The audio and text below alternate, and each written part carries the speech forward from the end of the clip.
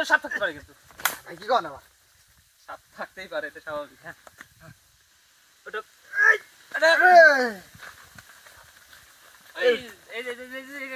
ভিতরে কি এগুলা কি ভিতরে কত পরিমাণে পোকা।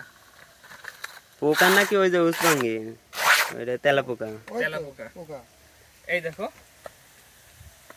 আমরা কিন্তু মোটামুটি 1 মাস আগে এই 2টা কুড়া সারি দিয়ে ঢেকে রাখছিলাম, তো এই অবস্থা। আমি ভাবছি যে অনেক বড় হয়ে গেছে, কিন্তু যেরকম আছে ওইরকমই আছে। আর বিশেষ করে এই কুড়াটা যখন আমরা সারি দিয়ে ঢেকে রাখছিলাম, তখন এই পাশের কুড়াগুলা, এই যে এগুলা কিন্তু অনেক ছোট ছিল, মানে এই সাইজের ছিল, এগুলাও ছোট ছিল। এখন তো বিশাল বড় হয়ে গেছে, দেখো অনেক বড় হয়েছে কিন্তু।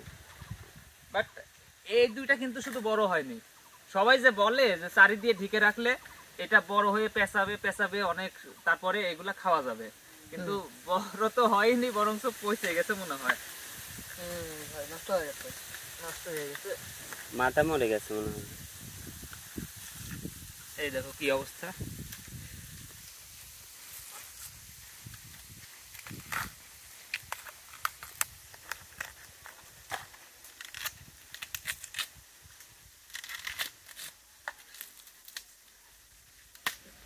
এই যে পচে গেছে। ভাই রান্না করে তো খেতে পারিনি, কাঁচাই একটু খাই, এত কষ্ট করা হয়েছে। খাও কাঁচাই খাও, মনের আশাটা পূরণ করবেন নাকি? হ্যাঁ, যেহেতু রান্না করে খেতে পারি নাই, তাহলে মনের আশা পূরণ করি। বসে নেই, কিন্তু কেমন যেন অন্যরকম হয়ে গেছে। কিন্তু হওয়ার কথা তো। আমি শুনছিলাম যে ভিতরে পেঁচায় সাদা হয়ে যাবে আর নরম থাকবে, আর সেগুলা খাওয়া যাবে, বাট এটা পচে গেছে। খাওয়া যাবে? হ্যাঁ ভাই, অবশ্যই খাবো। এই কাজটা করার জন্য অনেক কষ্ট করছি, আমি খাবোই। সেই স্বাদ, সেই স্বাদ, অরিজিনালি স্বাদ কিরকম? অরিজিনাল সেই স্বাদ। কিরকম মিষ্টি? অনেক মিষ্টি। সিরিয়াস? আমি একটু খাই।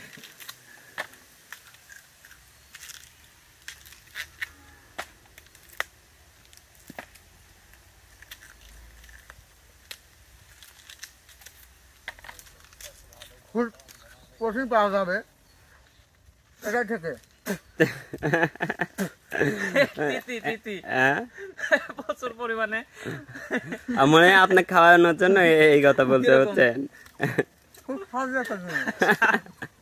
প্রচুর পরিমাণে তিতি, মানে নিমের পাতার মতো তিতি। আচ্ছা আশরাফুল ভাই, একটা হাসি দেন তো। একটা হাসি?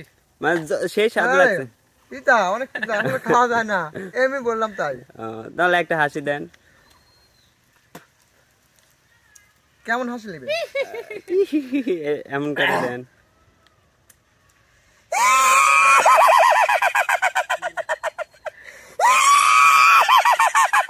একদমই পচে গেছে। এই জায়গাটুকু দেখো অনেকটা পরিষ্কার হয়ে গেছে। আর চারির অবস্থা হলো এটা। তো যাই হোক, আমাদের মতো কেউ ভুল করবেন না, জাস্ট শুধু কষ্ট করা হবে, বাট কোনো কিছু হবে না।